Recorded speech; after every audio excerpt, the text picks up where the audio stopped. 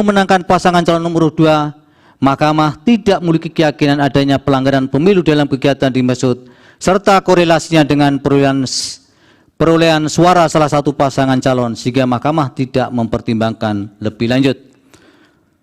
Bahwa berdasarkan pertimbangan hukum di atas, Mahkamah berpendapat dalil-dalil pemohon aku adalah tidak beralasan menurut hukum. Berdasarkan uraian pertimbangan hukum tersebut di atas, dalil-dalil pemohon berkenaan dengan nepotisme yang dilakukan oleh Presiden Joko Widodo dan melahirkan abuse of power yang terordinasi dengan tujuan memenangkan pasangan calon nomor 2 dalam satu putaran pada pemerintah pusat dan seterusnya adalah tidak beralasan menurut hukum. Menimbang bahas selanjutnya berkaitan dengan pelanggaran prosedur pemilihan umum. Dalil mengenai siaran pers aku berkaitan dengan siaran pers yang disampaikan oleh Bawaslu.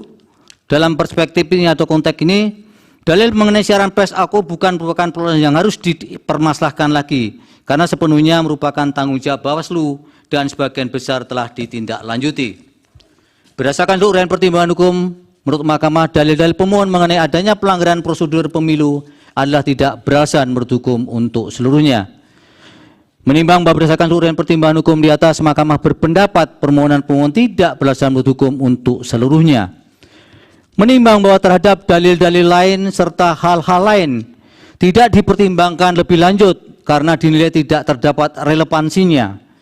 Oleh karena itu, jika masih terdapat fakta hukum dalam persidangan, baik yang didalilkan atau tidak didalilkan oleh pemohon, belum dinilai dan dipertimbangkan, Mahkamah meyakini hal tersebut tidak dapat membuktikan adanya relevansi dengan signifikansi perolehan suara atau hasil yang merupakan prinsip dasar dalam mengungkap perselisihan hasil tentang pemilihan umum sebagaimana diamanatkan dalam pasal 24C ayat 1 Undang-Undang Dasar 1945.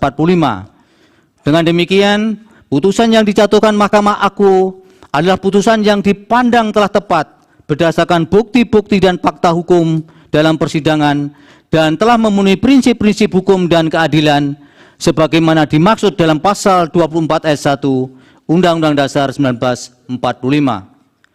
Konklusi, berdasarkan penilaian atas fakta dan hukum sebagaimana diuraikan di atas, Mahkamah berkesimpulan, eksepsi termohon dan eksepsi pihak terkait berkenaan dengan kewenangan adalah tidak beralasan menurut hukum.